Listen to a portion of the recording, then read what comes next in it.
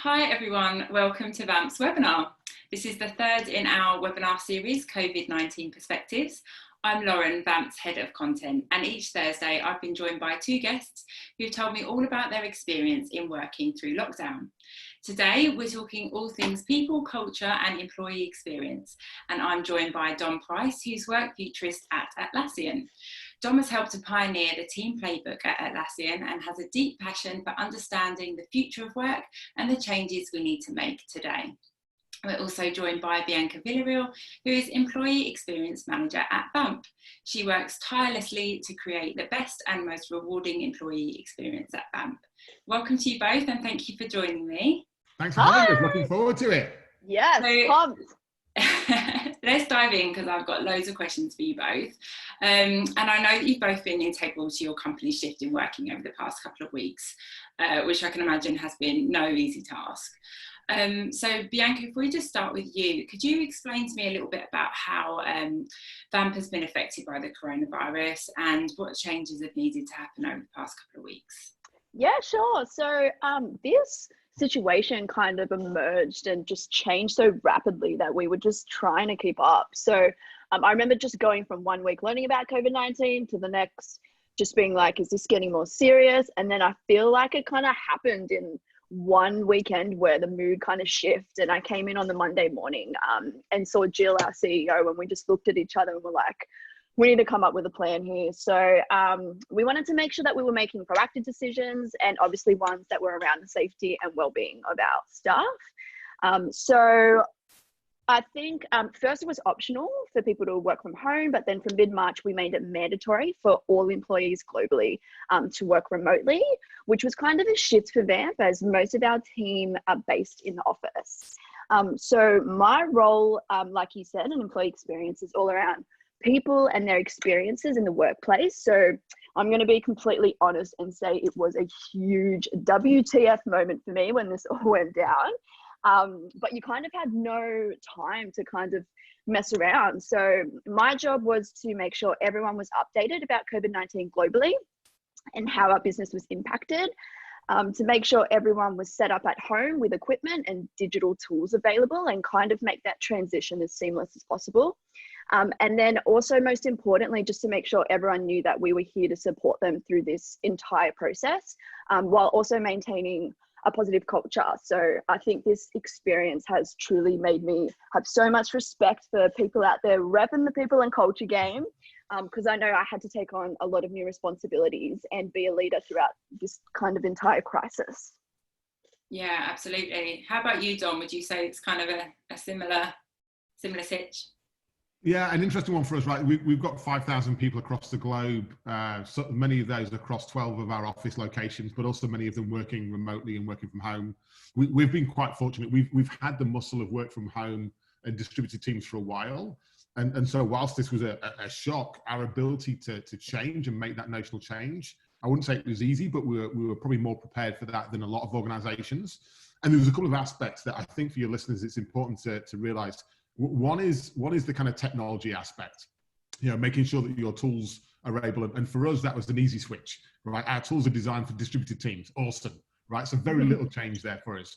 The second one was creating your work environment, right? For those people that are used to a co-located office space, how do you create a home office environment when many people haven't got the luxury of actually having a home office? So the big barrier there for us was cash. So we made $500 US or 750 Aussie dollars around the globe. Get a desk, get a monitor, get a comfortable chair, whatever you need, like make that space an environment where you do feel comfortable working. And then the third one, which is still ongoing for us, is practices, which I think Bianca just kind of alluded to there, which is you've got the original kind of crisis response, right, where everyone has to comply with working from home. And I liken that to holding your breath underwater. You get thrown underwater, you hold your breath. Eventually, you've got to learn to swim, right? Although you can't hold your breath indefinitely. And we're in that phase of learning to swim because we've gone through the initial response and it's now like, this isn't the new normal, but it's going to be around for a while. And the human-to-human practices of how we work sometimes falls under the banner of employee experience, sometimes engagement, sometimes just being a good person and listening out for your fellow colleagues. That's the phase we're in right now and trying to make sure we are genuinely looking out for each other. Yeah. Would you say that's been, because my next question is, what was the number one challenge for you over the past couple of weeks, Dom? Would you say, because if you kind of had the tech pretty much set up, would you say it has just been that kind of like that global aspect, or like checking in with each other? Is that? Yeah, a couple of things. One is just the medium of working from home and connecting via video or chat is just very different, right? Just, yeah, we've got to remember humans are naturally social animals, right? Whether you're introverted or extroverted, I don't care. We are naturally social, community-based animals. And a lot of that has been taken away from us. Now, the fact that we can comply with that doesn't mean we have to like it. Yeah, I am complying with the necessary rules and regulations. I'm not enjoying working from home 24/7. It doesn't suit my mindset. So for me personally, the number one challenge is loneliness, right? And the fact that I have this medium that means in theory I can connect, I'm missing the incidental conversations, right? The human interactions, the innovation and creativity of being up on a wall and having a thoroughly good argument with someone with a pen. Like those things are missing for me, but for our teams as well. And I feel very fortunate. I've got my own apartment and I live by myself. So many of my teammates have got partners who are also trying to work from home. They've got young children. They might have parents living with them. We talk about working from home like it's a nice thing. And I think most people are actually at home working. They're not working from home. We've invaded their home space, not by choice, by force. And if we dress this up as a luxury, I think we miss the opportunity to learn from it. So my biggest sort of challenge right now is actually how I think about not only engagement, and I don't mean that from a productivity standpoint, I mean the actual cohesion of our teams, but also mental health, right? I think this is not a great scenario for so many people. The ones in work, I mean, I feel fortunate. I've got a job, I have a roof over my head, and there's many other people in way worse situations than me.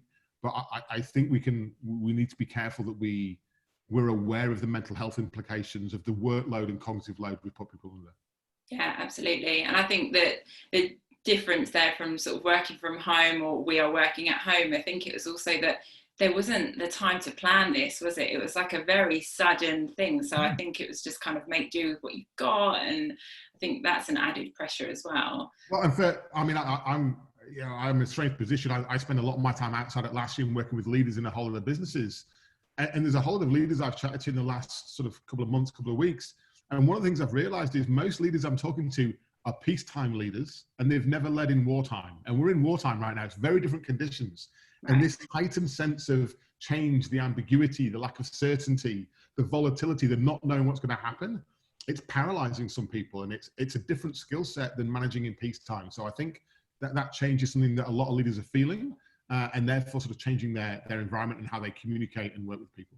Yeah, absolutely. B, what's been your number one challenge at Vamp?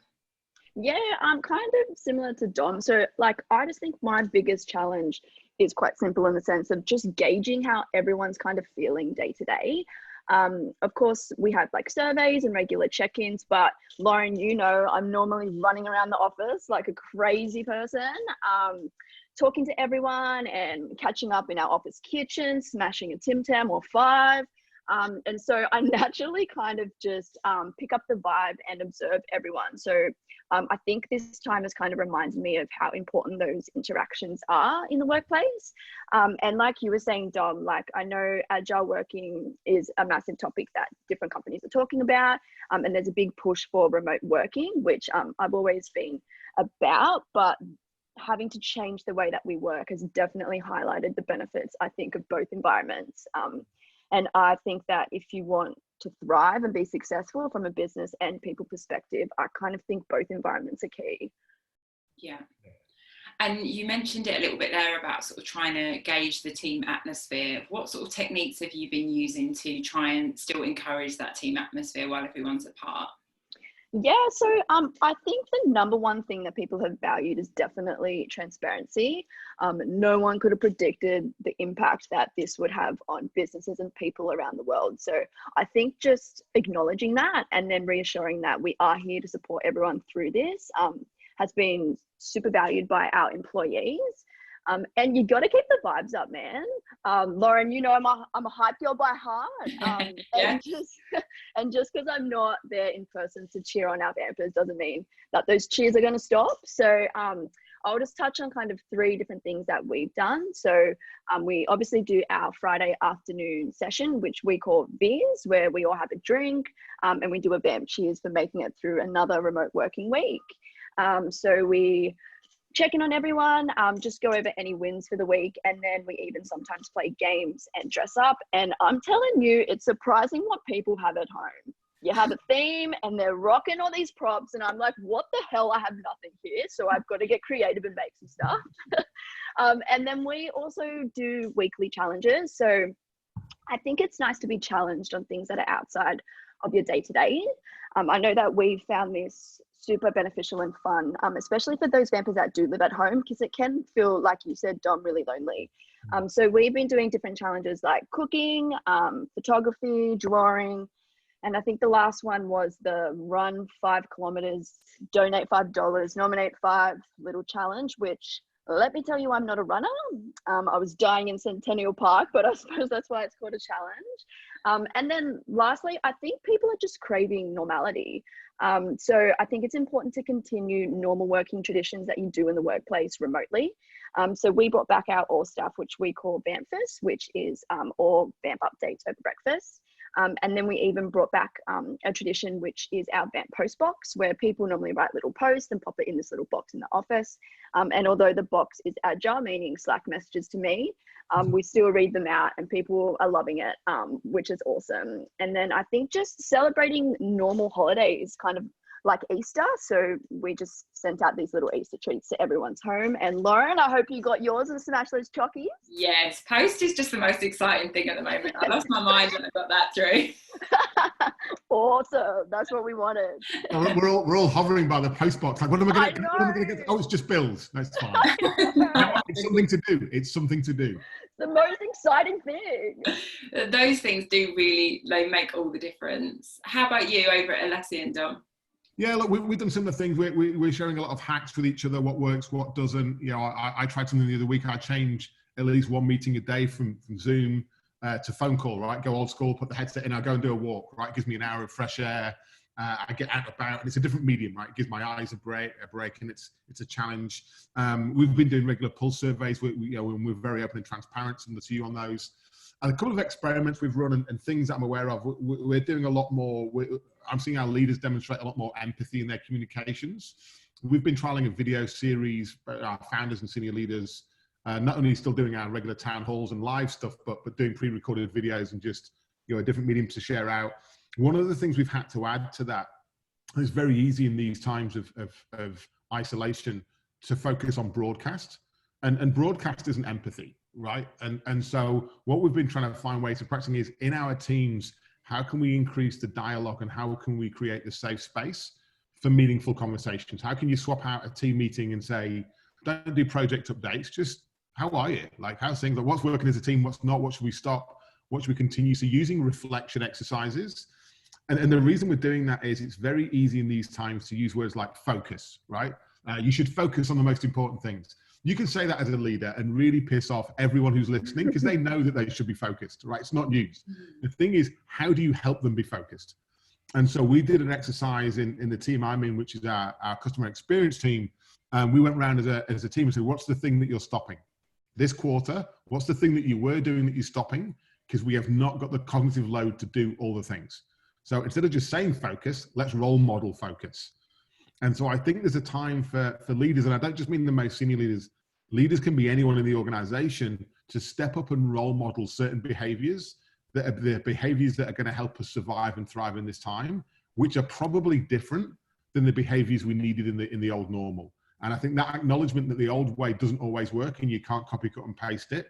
It's a healthy anecdote to people to go challenge things, challenge the norms. Let's find a way of adapting through this together, but let's not pretend we know the answers. Atlassian's not got the answers. We're experimenting a lot every single day. When you experiment, you've got to accept that some things work and plenty of things don't, and we have a good laugh at the ones that don't, and we try again and we try again. And I think the more we have that mindset, the better connections we'll build with our people. Yeah, totally. I love that. Are there any pieces of software throughout that you found particularly helpful? Go on, Dom. This is your time to shine. Yeah, look, I mean, we've always used all of our own tools, right? So there's no need for me to push those. The things that we've kind of added in, Yeah, we've got an online auction going on right now. We at the Atlassian Foundation bought a whole lot of gifts essentially from local businesses in each of our locations. We're auctioning those, but we're auctioning them through Trello. So we've got all the locations, you put your bid in, right? And so we're having a bit of fun with that. Awesome. More creative teams have been using things like Mural to basically as a digital whiteboard to bring those things to life and envision from our design side. Slack we're a big user of for instant communication, and then Zoom has just become my new normal. But also, one of the things that we found is what can we layer on top of the tools to bring that richness, right? A quick example, and there's an article in the Sydney Morning Herald that anyone can look on this, but a couple of weeks ago, the leadership team, some of the EAs, some of the comms team, me, random group of misfits, got together on a Zoom call for an hour and a half and did a painting class with Pinot and Picasso. And it was hilarious. We didn't talk shop once. There was no talk of business.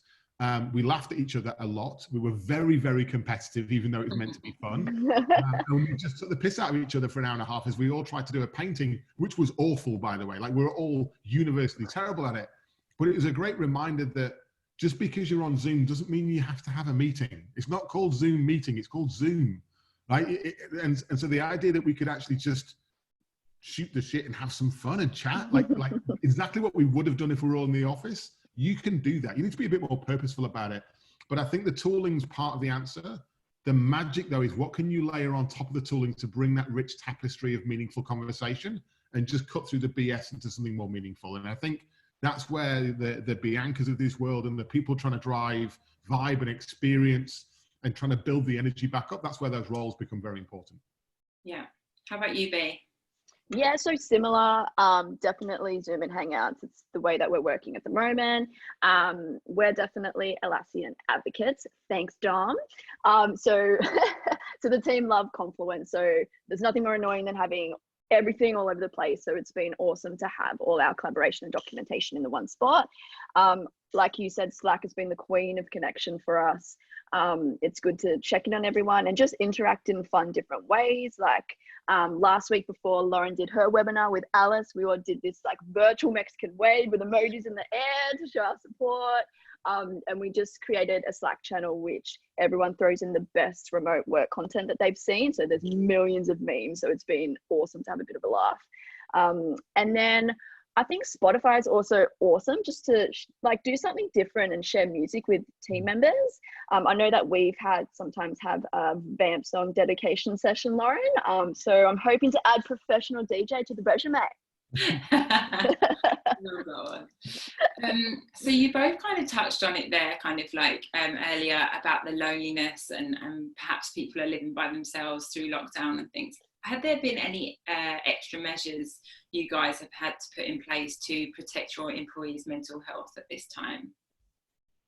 Either of you? Yeah, I might go. I mean, we've always had a raft of stuff around. We've been talking about mental health, cognitive load for probably 2 or 3 years, and we've been doing exercises, in an office location that also lend themselves to remote.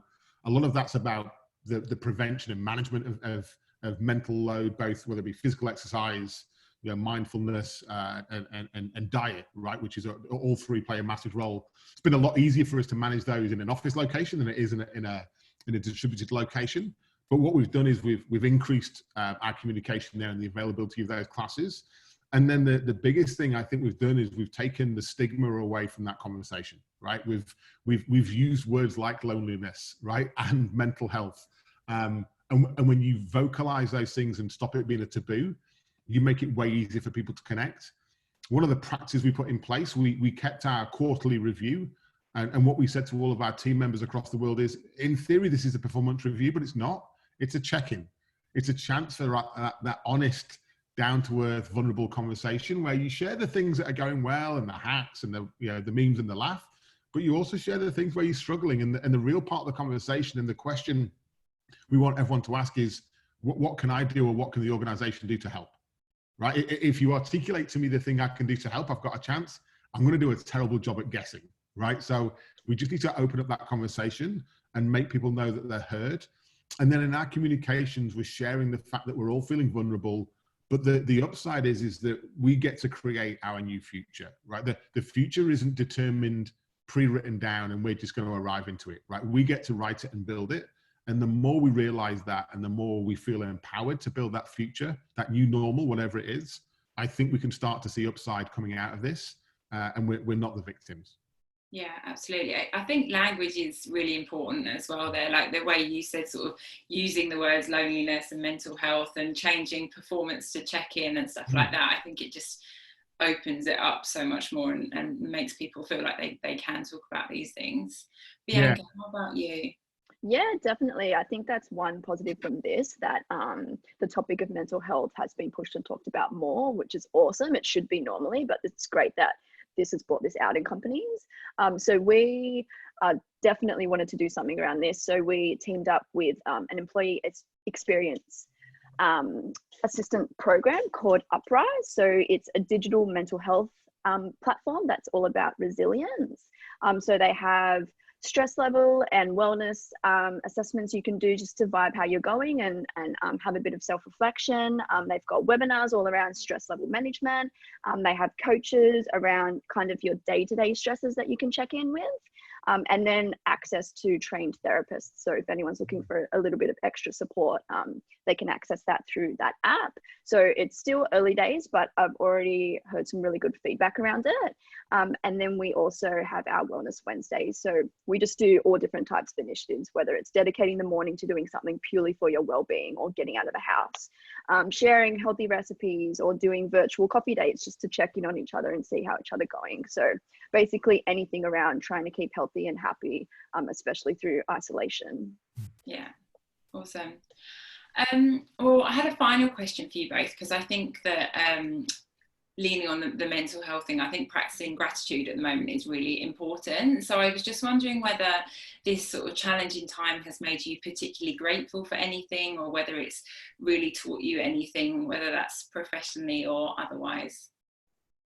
I might go first. There's two things I'm grateful for. One, all the things I'm missing, right? All the things that I took for granted. The minute they're taken away, you're like, no, I really liked that thing, right? Just being able to go out and about and group gatherings and a whole lot of stuff that I get my energy from. I think the gratitude now for me is seeing how our leaders have stepped up and how they've owned the human conversation. It would be very easy in these times to focus on numbers and targets and goals, and we still are. We still want to delight our customers, but the things that we're doing with our customers and our ecosystem, with our employees and their families, that it's been a definitive moment for me to go, we've always had strong values, and I think we've always lived up to them. We're living up to them now more than ever before, and that's something I'm extremely grateful for, because those things can end up being posters and not being things that you practice. And when you see leaders genuinely step in and genuinely connect and have meaningful conversations, it sends a very strong message to the organization that we're in this for the long term. This is just a blip and we'll get through it. And that's just, it started off as a relief, and then it ended up being something that I'm amazingly grateful for. Yeah, amazing. How about you, B?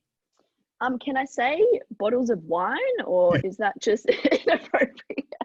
No, I don't know if this is lame, but like the community spirit all over the world is just raging right now. Have you guys watched Some Good News by John Krasinski on Instagram? Oh, it's brilliant. It's all around just good news in the world, rather than focusing on bad news and all the beautiful things that people are doing for each other. I just think it's such a shitty time for everyone at the moment, and it's, you know, a time when negativity could spread so far. So I think it's also brought the best out of people. And I've even noticed it at Vamp as well. So just the attitude of the team and people banding together and making personal sacrifices to support each other and support the business has been awesome. I just think, you know, it's reminded me of why I'm obsessed with work culture, because it can bring a lot of positivity and happiness through really crappy, difficult times. So it's been epic to see and be a part of, I think. There's something there around like authenticity, so that I can differentiate between the companies that are doing this well, because the words are the same. The companies that are doing this well are authentic and they follow through on it. There's a whole load that are saying similar things, but they're not actually living them. So for anyone watching this, like don't worry too much about your words. Be careful about the follow through of actually actioning it, because culture is not a dial you can turn. There's a whole lot of stuff that you hack and play with, and some works, some doesn't. It's an experiment. But you have to follow through on those promises. Absolutely. Yeah. Well, I think that's a very good piece of advice to end it on. So thank you both so much for joining me and for your brilliant insights. And thanks to everyone for watching. I'll be back next week with our final webinar. I'll be talking to Nick Ingle, who's the co-founder of Lab 17. We'll also be joined by Jill Finley, who's our CEO of Vamp. And we'll be talking about how they've been leading teams through this time of crisis and what they've learned along the way. So hopefully I'll see you both then. Thanks, guys. Thanks.